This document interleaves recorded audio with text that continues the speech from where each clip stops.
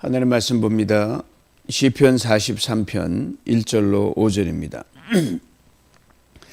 하나님이여 나를 판단하시되 경건하지 아니한 나라에 대하여 내 송사를 변호하시며 간사하고 불의한 자에게서 나를 건지소서. 주는 나의 힘이 되신 하나님이시거늘 어찌하여 나를 버리셨나이까? 내가 어찌하여 원수의 억압으로 말미암아 슬프게 다니나이까? 주의 빛과 주의 진리를 보내시어 나를 인도하시고 주의 거룩한 산과 주께서 계시는 곳에 이르게 하소서.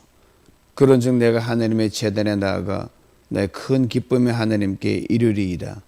하나님이여 나의 하나님이여 내가 수금으로 주를 찬양하리이다. 내 영혼아 내가 어찌하여 낙심하며 어찌하여 내 속에서 불안해하는가? 너는 하나님께 소망을 두라. 그가 나타나 도우심으로 말미암아 내 하나님을 여전히 찬송하리로다. 아멘. 방금 읽어드린 이 시편 43편 말씀은 앞에 나온 시편 42편과 연결이 되는 그런 시편입니다. 그리고 이 시편을 쓰고 노래한 작곡한 그는 고라 자손인데, 고라 자손은 레위 지파에 속한 그런 자손을 말합니다. 이들이 이스라엘이 애굽을 나와서 광야길을 갈 때 원망과 불평에 앞장섰던 이들이었고, 그리고 모세를 대적해서 자그마한 어떤 반대 무리를 형성했던 사람들이 이 고라 족속이었어요. 그로 인해 아주 하나님 큰 심판을 받아서 많은 사람들이 죽고 엄청난 환란의 길을 걸어갔던 이들입니다. 근데 하나님께 이 고라 자손을 다시 부르고 세우고 하나님의 전에 귀한 사람들로 이들을 세워주셨습니다. 이게 고라 자손 하면 고난을 아는 사람들이고 환란을 아는 사람들이고 그때 어떻게 해야 되는지를 너무너무 잘 알기 때문에 눈물을 아는 사람들입니다.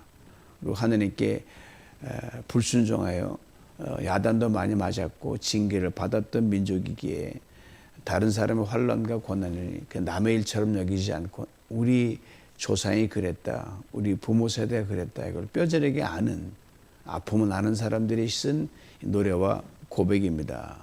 구구절절이 자기 일처럼 소화내고 있는 게 오늘 시편 43편입니다. 이 시편 43편은 그 배경은 이 다윗이 그 극한 고난과 환란을 당할 때 그 상황과 시간을 배경으로 하고 있습니다.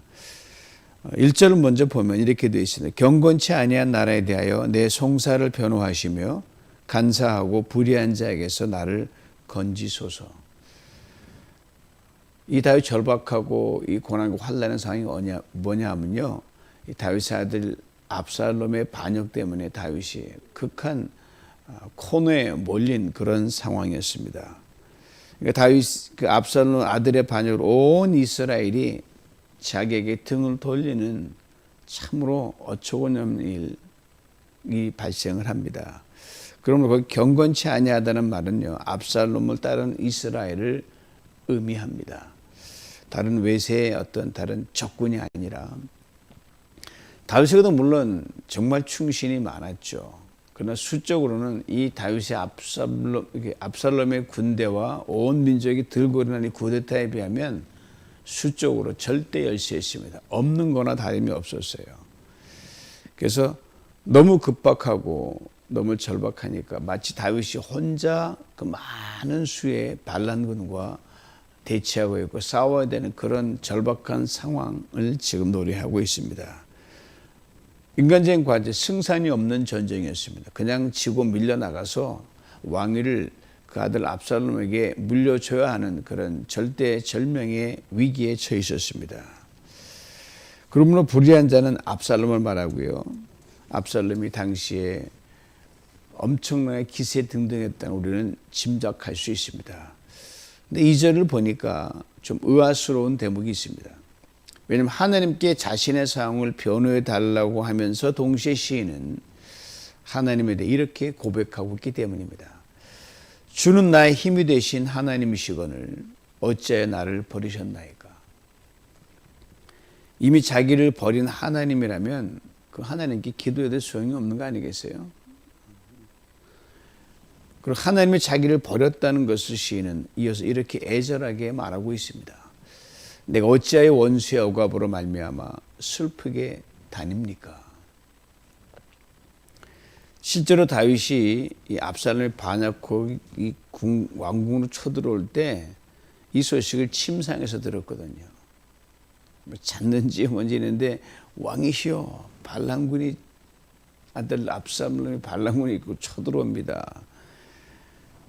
이 벌떡 일어나서 미처 이것저것 챙길 겨를 없이 그냥 신발도 안 신고 황급히 왕궁을 빠져나갑니다.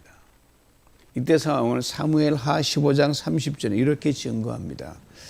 다윗이 감람산 길로 올라갈 때 그 머리를 가리고 맨발로 울며 가고 그와 함께 가는 모든 백성들도 각각 자기의 머리를 가리고 울며 올라가니라. 자, 이런 상황에 들로 산으로 깊은 골짜기로 길이 있다고 하면 막히지 않으면 그게 도피는 줄 알고 살길이고 막 가는 거예요. 물이 있으면 물을 건너고 돌이 있으면 돌을 밟고 막 가는 겁니다. 이것을 슬프게 지금 다니고 있다. 이렇게 오늘 시편이 노래하고 있죠. 여러분 시편을 총 150편인데 시편을 묵상하면서 우리가 다윗을 포함한 여러 저자들 우리에게 쓴 그 시편이 큰 위로가 되는 게 뭐냐 하면 이런 부분들이죠. 이들이 자신들의 천절박한 상황을 여과 없이 포장하지 않고 그냥 솔직하고 정직하게 기록해 놨다는 거예요. 어쩌면 이렇게 내 사정을 잘 알까? 어떻게 이렇게 내 마음을 잘 알고 내 아픔을 잘 알고 내 고통을 잘 알까?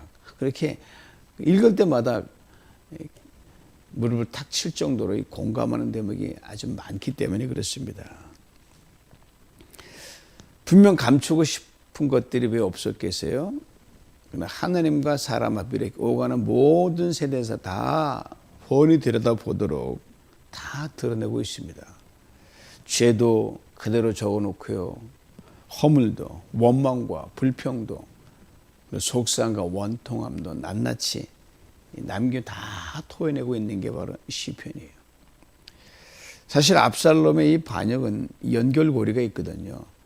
이 다윗이 자기의 충신 부하를 극한 전방에 보내서 죽게 하고 그 아내를 대신 취하지 않습니까? 그 밧세바와 동침한 사건과 연결이 되기에 어쩌면은 자업자득이다 인과응보적인 것이라고 그렇게 우리는 생각합니다. 또 하나님께서 그로 인해서 다윗을 징계했다고 하는 그런 것 물론 맞습니다. 그러나 다윗이나 다른 시편 이 기자들은 자신들의 모든 허물과 죄, 실수로 인해 거두는 열매라 할지라도 그것이 결단코 끝이 아니다. 그걸로 내 인생 끝나지 않는다. 종착역이 아니라는 것을 우리에게 일깨워 줍니다. 하나님은 죄 가운데서 우리를 멸망하게 하는 분이 아니시거든요. 여러분 사도행전 읽어 나가고 또 우리 권사님 기도했지만 모든 이들이 장 형상들이 죽게 나와 구원에 이르게 하는 게 하나님의 선하신 뜻이거든요. 그렇죠. 비록 죄를 짓고 불의하고 허물이 있지만 그로 인해서 어떤 징계라는 열매를 거두고 그런 고통을 당하지만 여전히 자신의 인생들의 그 방향은 하나님을 향하여 있었노라고. 아니 내가 하나님을 향하여 시선을 두지 못할 때 하나님이 강권적으로 글로 내 시선을 돌리게 만들었노라고. 이게 환난과 고난과 내 죄악 중에 주신 은혜라고 그렇게 한결같이 고백하고 있습니다. 그들의 삶이나 시간만 차이지 우리의 나그네 인생이나 별반 차이가 없거든요. 분명 죄로 인해 하나님이 자신을 버린 것으로 그로 인해 눈물과 탄식 가운데 고난의 골짜기를 걸으며 편히 쉴 날이 없다고 고백하고 있습니다. 그러면서 하나님께 쓰러지고 하나님께 앞으로 나아가니까 하나님 다윗을 내칠 수가 없습니다. 끊어낼래 끊어낼 수가 없습니다. 야단을 쳐도 결코 미워하거나 버릴 수 없는 존재. 우리 인간관계에 그런 거 많이 경험하고 있잖아요. 분명 내가 잘못했어요. 실수하고 미운 짓을 하는데도 그 사람이 밉지 않은 겁니다. 내가 손을 짚고 등을 돌리기를 수차례 반복하는데도 그 사람을 내칠 수 없고 또 외면할 수 없고 또 오면 또 속아주고 또 받아주는 것. 우리 주님의 그 한량없는 그 마음에 우리 마음을 조금 심어주셨기 때문에 가능하죠. 다윗이 하나님께 그런 존재였습니다.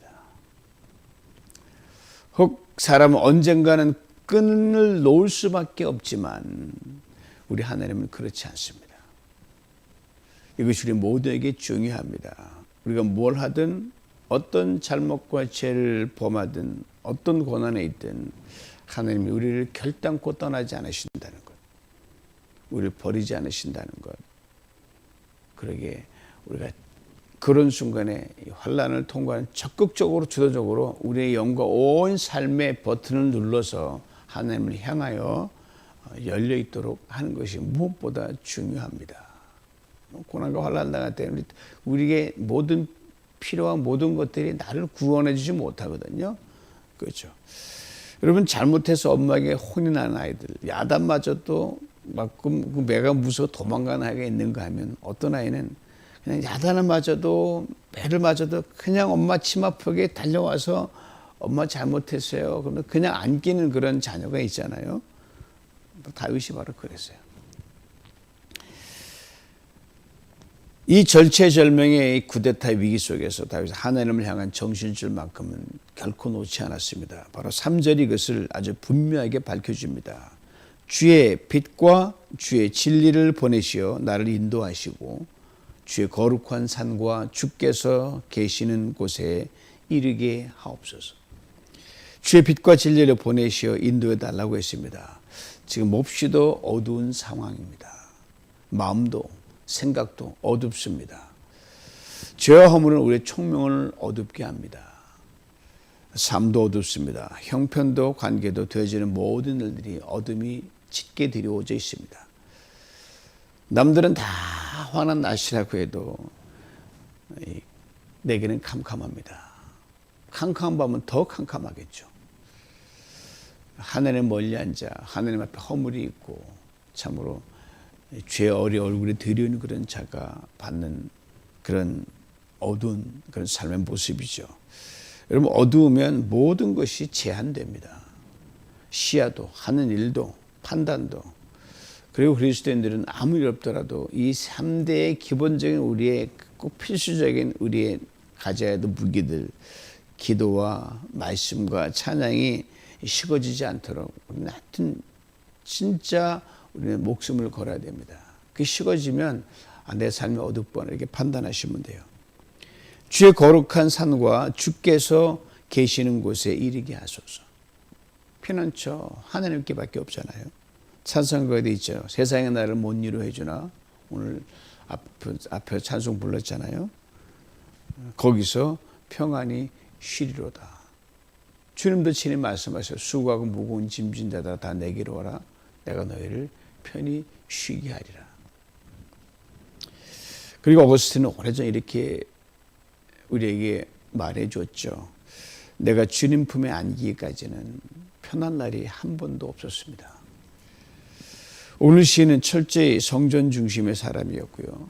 시인의 말을 두 가지 관점에서 살펴봅니다. 먼저는 전에 머무르는 성전을 자주 찾았단 말입니다.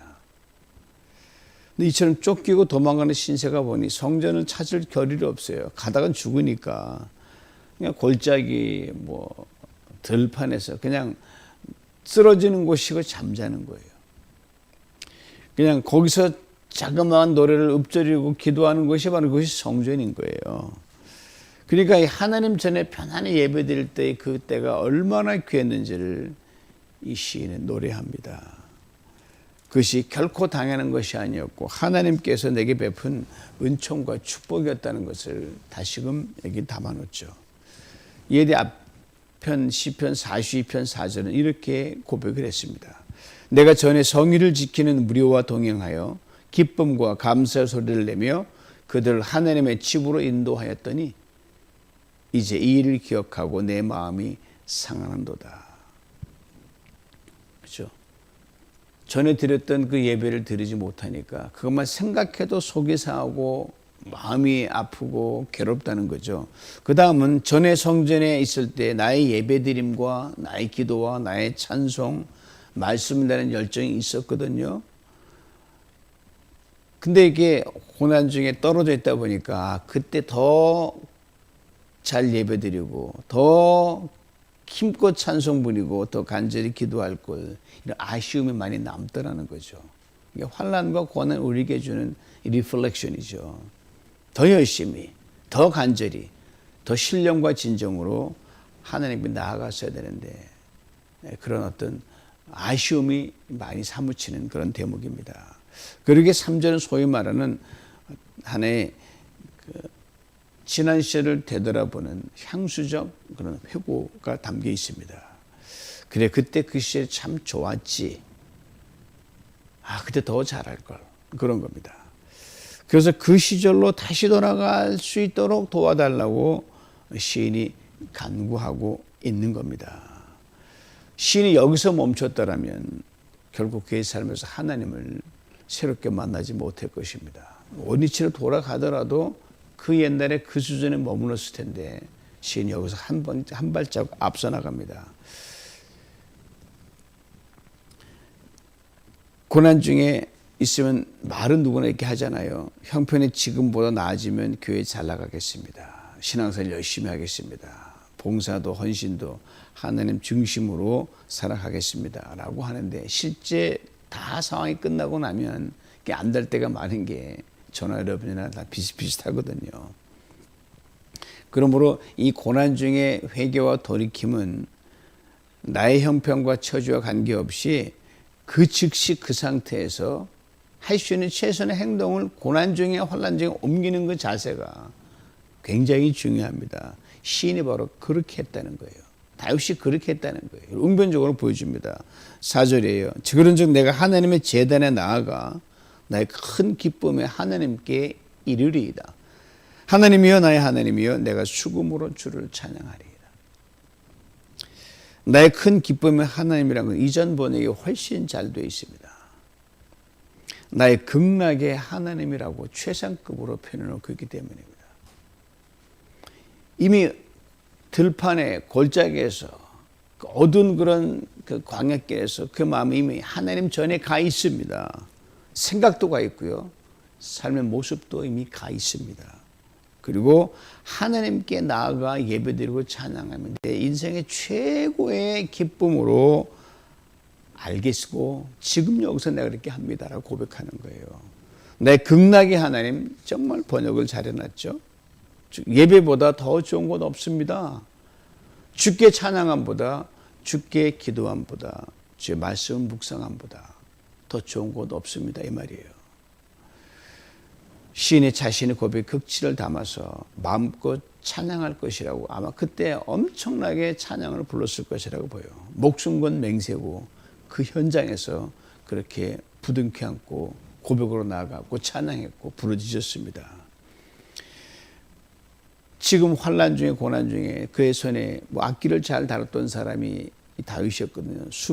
비파가 있었겠습니까? 수금이 있었겠습니까? 아무도 없는데 그 들과 골짜기 그 들판에서, 산골에서, 어두운 동굴 속에서 이제부터 강한 정성과 더 격한 감정으로 하나님께 예배를 드리고 간절히 부르짖었어요. 현장에서 이미 돌이켰고 그렇게 예배자로 섰어요.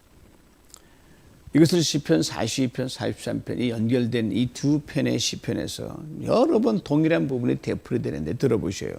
내 영혼아 내가 어찌하여 낙심하며 어찌하여 내 속에서 불안해하는가. 너는 하나님께 소망을 두라. 그가 나타나 도우심으로 말미암아 내가 여전히 찬송하리로다. 찬송과 후렴같이 이 대목이 계속해서 되풀이됩니다. 안팎으로는 그런 상황이 아니죠. 속은 타들어갑니다. 이러다 죽을지도 몰라요.